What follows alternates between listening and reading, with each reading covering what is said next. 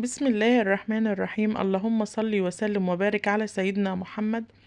عاملين ايه حبايبي؟ يلا كده نسمي الله ونصلي على الرسول ونبدأ الفيديو الجميل ده مع بعض. وهو ان احنا النهاردة عملنا صينية فراخ بالكوسة والجزر، بس طعمها خطير، هتعجبك جدا وهتدعيلي. لو اولادك مش بياكلوا الكوسة خالص زي اولادي والجزر بنفس الحكاية، هيحبوها جدا جدا جدا وهتدعيلي. حطي لي اللايك يلا، ولو اول مرة تشوفي قناتي يا ريت تشاركيني باشتراك كده جميل زيك، وتقولي لي ايه رأيك في الصينية الجميلة دي. يلا بقى نشوف الطريقة، خليكم معايا. اول حاجة احنا جبنا إيه نص كيلو كوسة، وجبت جزرتين، وقلت ايه طبعا انا رايحه اعمل فراخ متبله كده. كنت متبلاها وهشوها في الفرن. بصراحه ما كنتش هشويها على الفحم، انا قلت انا هشوها في الفرن. فحبيت ان انا اولادي لا بيحبوا الجزر ولا بيحبوا الكوسه، فقلت انا هدخلها في صينية الفراخ. بس بصراحة طلعت تحفة تحفة تحفة، وولادي حبوها جدا جدا وعشقوها وقالوا لي يا ماما اعملها لنا على طول. بقيت بعملها بنفس الطريقة. لو اول مرة هتعمليها هتعتمديها على طول واولادك هيحبوها وهتعمليها زيي. اول حاجة بقى هنمسك الجزر ده طبعا ننضفه، ونجيب الكوسة نقشرها كده ونظبطها، وهنخرطها مع بعض كده شرايح هي والجزر، ونرد بقى نظبطها كده مع بعض. هنقطعها طبعا شرايح اهيت. انا طبعا ما جبتهاش بقى وانا بنضفها ولا بقشرها، جبتها لكم بقى وانا بخرطها كده. طبعا سبت لكم منها 3، خرطت كمية وسبت الباقي، ووريهولكم كده ان انا خرطته وهرصه في الصاج.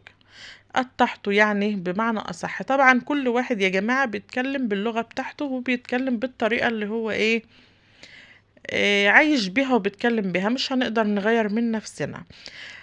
كل 1000 سنة طبعا وانتوا طيبين، وجربوا الطريقة دي في رمضان هتعجبك جدا جدا. خلاص بقى قطعنا الكوسة كده والجزر، يا رب الطريقة تعجبكم، اعمليها بس زيي وهتدعيلي. خلاص قطعناها كلها اهيت. هنجيب طبعا الفراخ، انا كنت متبلاها من بالليل.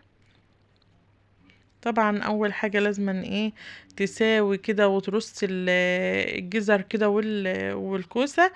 هتجيبي بقى الفراخ اهيت، كانت متبلة من بالليل، كنت متبلاها بالليل ومظبطاها طبعا، لانكم كلكم طبعا عارفين تتبيله الفراخ المشويه متبلينها مع بعض قبل كده. ولو اول مره تشوفي قناتي وحابه ان انت تشوفي التتبيله، هاتي فيديو تتبيله الفراخ من على القناه وهتشوفيها وهتعرفي انا تبلتها ازاي. كنت طبعا مقطعه الفراخ قطع، مش بشويها سليمه، ان هي مثلا بيبقى الربع بربع كده ولا الكوم بكومه، لا كنت مقطعاها قطع كده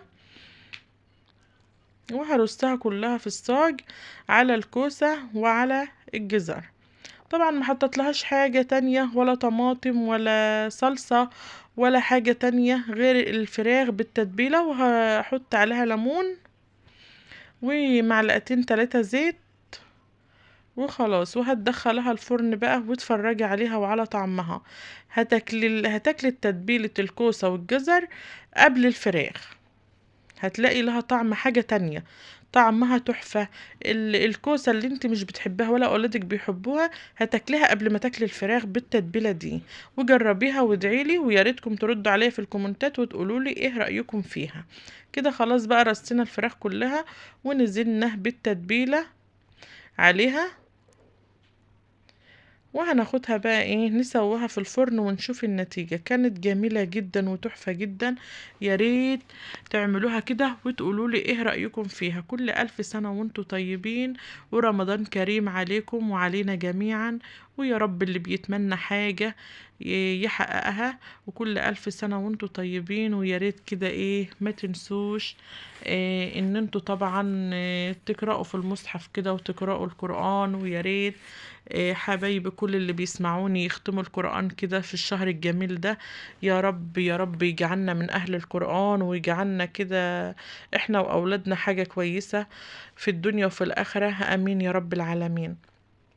كده خلاص كنت رصيت الفراخ وعصرت عليها الليمون، وبوريكم بقى ان احنا ظبطنا الصينية، هناخدها بقى ندخلها الفرن مع بعض. يا رب طريقتي في الفراخ تعجبكم وتحبوها كده بالطريقة اللي انا عملتها. بس بصراحة الطريقة عجبتني جدا، انا كنت اول مرة اعملها كده بالطريقة ديت بالكوسة والجزر بس عجبتنا جدا. طبعا لو انت حابة تدخلي معاها بطاطس او حابة تدخلها معاها فلفل مع الكوسة والجزر، دخليها معاها عادي تحت الفراخ. شفتوا النتيجة كانت عاملة ازاي، والطعم كان احلى وريحتها كانت جايبة لاخر الشارع. ولو حابة تخرطي معاها طماطم تقطعها قطع عليها او تحط لها معلقتين صلصة، حطي زي ما انت عايزة. بس الطريقة اللي انا عملتها بها دي بس من غير اي حاجات تانية، بالتتبيلة بس بتاعت الفراخ، كانت تحفة تحفة تحفة. يا رب طريقتي تعجبكم. بوريكم الكوسة ان هي استوت جدا هي والجزر، وكانت حلوة قوي قوي قوي. وكل الف سنة وانتم طيبين، واعملوها خفيفة على المعدة عشان احنا صايمين، وهتعجبكم بإذن الله. عائشة بتاكل اهيت وبتوريكم ان هي طعمها حلو قوي. حطلنا اللايك وقولولنا ايه رأيكم في الفيديو. طبعا عائشة بتحب تظهر معاكم لانها بتحبكم جدا، وبتقول لكم شجعونا عشان القناة بتاعتنا تكبر. بصراحة انا بقالي فترة ما عملتش معاكم فيديوهات، لان كانت بصراحة نفسي مسدودة جدا جدا. اشوفكم فيديو جديد، باي باي.